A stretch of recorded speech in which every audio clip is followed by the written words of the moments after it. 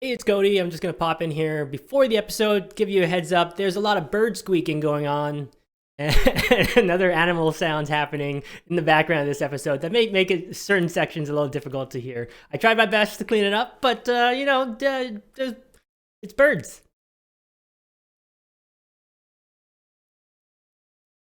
Make sounds. Welcome to the Coco Vid Show. My name is Cody, and I will be your host today. Today, I have a guest from the Assiniboine Park Zoo. She's been a zookeeper there for almost 6.5 years. Her name is Brittany. Brittany, welcome to the show. Thank you so much for joining me. It's so wonderful to be on your show. Thank you very much for having me. It's flattering. Who do you got there? And who do you got there behind you, Bart. too? This is Bart. He's the bird that's on my hand. He's Okay. the sun catcher. And behind Bart is Fancy Chest. And they both live in Toucan Ridge, which is a tropical exhibit at Assiniboine Park Zoo. Well, he's being a real good boy right now. He's been adorable. What do they eat? What are you feeding him? These are training treats for feeding him some seeds, mostly just to bribe him into wanting to be on my hand. Although I've worked with this bird a lot, so he tends to just hang out with me regardless, which is nice. It took a long time to get there, but he's one of my favorite animals at the zoo. Oh, are you allowed to have favorites? Are you allowed to have favorites? Not officially, no. We're not supposed to, but we all definitely do. Talk a little bit about how it is you started working at the zoo and what you do day to day at the Assiniboine Park Zoo. I took wildlife biology in university, and that very much lent itself to knowledge of animals, their behavior, their care to a certain extent. And I've worked a lot of jobs, both during university and immediately following, that had a lot to do with education and animal care and public speaking, which is also really important in this role. And I can't say that I always wanted to be a zookeeper, but when I finally graduated and had that thought, it was a really good moment because I could see how it would be a really great kind of job. Sure. It's a job that requires intellectual knowledge, but also a lot of physical hard work. It's a good balance between those two things. And as far as what we do day to day, a lot of it is just general care. So we need to make sure that these animals have nice, clean spaces to live in. They have to have good food, clean water, and we also need to provide them with enrichment and training opportunities. And to me, that's probably the most important thing about our role. Sure. So enrichment can be a toy, it can be a puzzle an animal has to solve in order to get to their food. It can be a new substrate or a new smell, for in the case of animals that smell a lot. And as far as training opportunities go, it's been good. Oh, wow. Anything from a party trick like that, all the way to perhaps what we would consider to be more important behaviors, like asking animals to go into a crate voluntarily or take an injection voluntarily, which really helps when our vet team needs to do work on it. I think he's trying to get more treats there. We call that throwing out behavior. I'm not going to reward it. He has to wait to be asked, but he's trying so hard. That's adorable. And like, I'm sure there's a lot of things. I would imagine there'd be a lot of things that'd be enjoyable about the job. But what is one of your favorite things about working at the zoo and working with animals there? One, when we're training animals, sometimes we're working really, really hard to help an animal understand the behavior that we're looking for. For example, I was injection training elk a few years ago, and that's where we try to teach them that if they get poked, they get rewarded for that. In the case of elk, they really like their pellets. And that way, when our vet team needs to give them vaccinations annually, it's really easy. It's just part of their day. But sometimes it can take a while to kind of get there for the animal to understand what it is that you're asking of them. But there's this light bulb moment that occurs. Until the animal just understands, they know what you want, and they finally get it. That's huge. That's a really great moment. Another really good thing about this job is education. I love the educational opportunities. Getting to teach people about these animals and what we do to care for them is really important to me. And it's great to help improve everybody else's knowledge. I have 2 dogs myself, and they do a lot of that, where they try to get more treats without me even asking them, and I feel like it's just rewarding bad behavior. Bad, but in this case, with him continuing to spin, I'm not going to ask him to spin anymore. He's just flown down to my knees. I'm going to ask him to do something else, but he wasn't interested. He just wanted to spin. So when I'm training my dogs, we would do clicker training. Do you have to adapt a different type of training for the different animals? Clicker training, that click is what we call a bridge from a training perspective. So that's telling the animal the exact moment the animal's done something right, that it's done the correct thing. We can use all sorts of different things as bridges. I often use good, it's a sharp, monotone word. I could use the word potato, that would be just as good. Clickers are nice though because they're uniform, they never change, it's the same sound no matter who makes them. But then you have some animals like fish. I target trained a fish not too long ago, so I taught a fish to touch a little ball at the end of a stick. But it's hard to know how well they hear underwater. And so a better bridge for an animal like a fish would probably be a pen light. So you just flash a really quick light into the water right in front of where they can see. Wow. And it will accomplish the same thing, but it's probably better for a fish than a clicker would be. What is the most rewarding thing you've trained an animal to do? Honestly, what I just spoke about, the fish. Yeah, I can't. I use swipe surgeon fish, and when I started, I'd never worked with fish before. And certainly there are many people who train fish to do some amazing behaviors. We call them behaviors, you might call them tricks, but basically anything where you're asking an animal to do something they understand what it is that you're asking of them. And it took a long time because I had to problem solve along the way. And it wasn't a complicated thing teaching a fish to touch a ball at the end of a stick. It's not complex or highly technical, but I loved it because I had no idea if it would be successful or not. But we got there. That's awesome. I can't imagine that there's as many manuals on how to train a sturgeon than there are on how to train dogs. We use positive reinforcement training. The general principles are always the same. You ignore the bad and reward the good. But yeah, just fish are very different from dogs. What would you say is the most difficult thing about working at the zoo? We do often comment that working at the zoo sometimes is like Groundhog Day. Because a lot of what we do is the same. Even though we're providing the animals with different things every day, we always have different things thrown our way, even if it's just the weather. And the weather, being that this is a zoo in Winnipeg, is maybe one of the more difficult challenges to deal with, because it can be plus 40 with the humidex or negative 55 with a wind chill.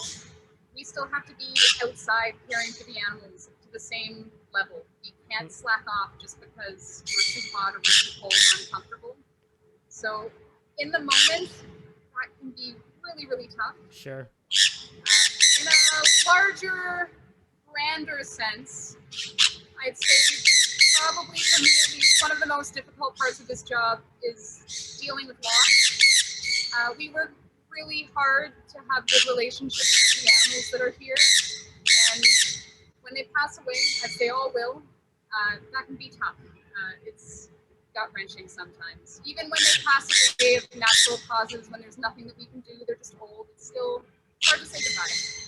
Yeah, anybody who's lost obviously a pet will know what that feels like. But for you, yeah, I imagine it's almost a constant thing year out for you and different animals. Although I guess there are probably some animals that live a long time.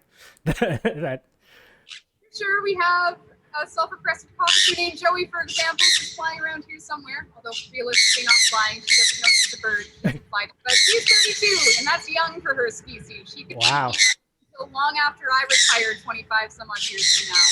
Wow. When you were saying that it can sometimes feel like Groundhog Day, I just imagine it's like, oh, it's like Groundhog Day, and then tomorrow it's Camel Day, and then Thursday that's Penguin Day. I mean, that's true. I think we have a lot of variety in my schedule. I'm a relief keeper, so I bounce around all the sections of the zoo, but for what we would call the section keepers, who are located generally in one central spot and work with the same animals every day, it's probably more like Camel Day every day. It's Camel Day every day. So I wanted to get a little bit into, well, I guess this past year, this past 12 months, and how has COVID and the provincial health regulations and everything like that, how's that all affected your responsibilities at the zoo? In some ways, it's changed them a ton, and in other ways, it doesn't feel that different, which I know that's not a great answer. That's probably not what you're hoping for, but just as an example, there are some species that we know of that can carry COVID, that can contract it, and that can give it to us, or we can give it to you. Cat species. And here at Assiniboine Park Zoo, we have an ocelot, we have cougars, we have snow leopards and tigers. And so with those animals, we had to look really closely at how we were working with them because we didn't want to be in close contact with them for too long, just in case we somehow had COVID but were asymptomatic and gave it to them. Right. That would be devastating. And normally we're not in with tigers or in with snow leopards or cougars or ocelot, but we still do training with them. So we're up close with them and we're doing those sorts of things. So we have to scale back our training to a certain regard, or to a certain extent. And that was tough. Yeah. We didn't want our relationships with these animals to suffer, but it was a necessary consequence of COVID to do so, to step back from training them up close as often. And in what ways has it like not affected it? And I find that just as interesting too, when people's responsibilities or jobs are not as affected, because it also, to me, is insightful in a different way. Regardless, at the zoo, if we have one person, one visitor on any given day, or if we have 10,000, our responsibilities to the animals are exactly the same. We want to provide them with everything I spoke of at the beginning of your interview. We want to provide them with good quality care and training. We've still been doing that, even though we've been closed collectively for probably 4 or 5 months in 2020, coming into 2021. What is the current state of whether you're open to the public right now or what the public can access? Manitoba Health, I believe, that dictates whether or not we can be open or closed. Right now, we are open to the public as of last week, but only outdoor venues. So no indoor venues, with the exception of a few washrooms. Our restaurant for takeout only, and our gift shop, but at a limited capacity, are currently accessible. Which right now, that's okay. The weather this winter has been so mild, so lots of people out this past weekend when we were open for the first time in a few months. But it's going to get cold, so we'll see how things go, I guess. I mean, I imagine around this time of year, the amount of visitors you get drops drastically anyway. It does for sure. Summer's our high season. That's when we see the highest number of people. But at the same time, I'm always surprised. It'll be negative 30, and we'll see some people trucking it out. And you do get to see the animals do some really neat things in the cold on the species that you won't see them do in the summer. So we always recommend to people to come out when it's cold. Do the kangaroos hang out outside in the snow? The kangaroos? Yeah. I think their temperature limit is -5 or -10. Okay. They might disagree with that. I think they tend to stay inside when it's warm, but they have an indoor heated barn for the winter. Okay. They don't have to be outside when it's super cold. I don't think they can do that at all. I feel like that would just be such a weird image to see, some kangaroos hopping around in the snow. Hopping out in the snow, though. It is a thing that they've done on occasion when it's like -5. Right. And how has the mood among you and your coworkers and then the people who come to the zoo, are people more grateful to be able to when they get the chance, when you're open, to get out and do something, as one of, maybe in the summer especially, one of the only things that was open and you guys actually available? Well, that's what it felt like this past weekend, which again was the first weekend that we've been open for about 2.5 months. People were excited and running around, and some visitors asked me some really great questions. We have a lot of regulars, people who know the animals super well, who asked me for updates on them, wanting to know where certain animals had moved to and how they were faring. So that was really great. That was a wonderful experience to finally get to see some of these people again, and finally get to watch them observe the animals in the zoo and experience them. I like that you like to watch people observing people in the zoo. Like, that's the zoo to you. It's like watching people. To a certain extent, yeah. We haven't seen people in 2.5 months. It was sort of weird on the first day we were open to be like, oh, the zoo's open again.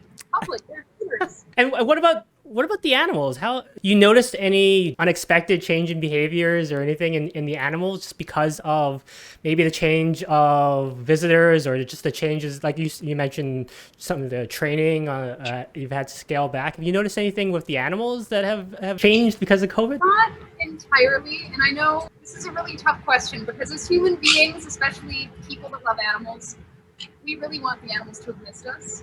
And at the beginning of COVID, when we first shut down, as zookeepers, we were all curious about how things would play out. Whether or not the animals would be affected, if so, how much.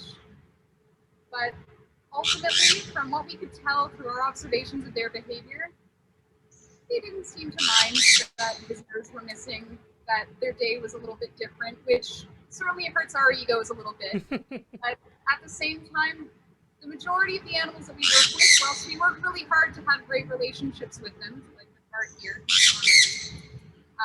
they are still wild animals. They don't necessarily come to us like a dog or a cat would for love and affection. That's not their interest in us. It's working relationships a lot of the time. We can do things for them, and so they do things for us. I'm giving Bart some treats right now.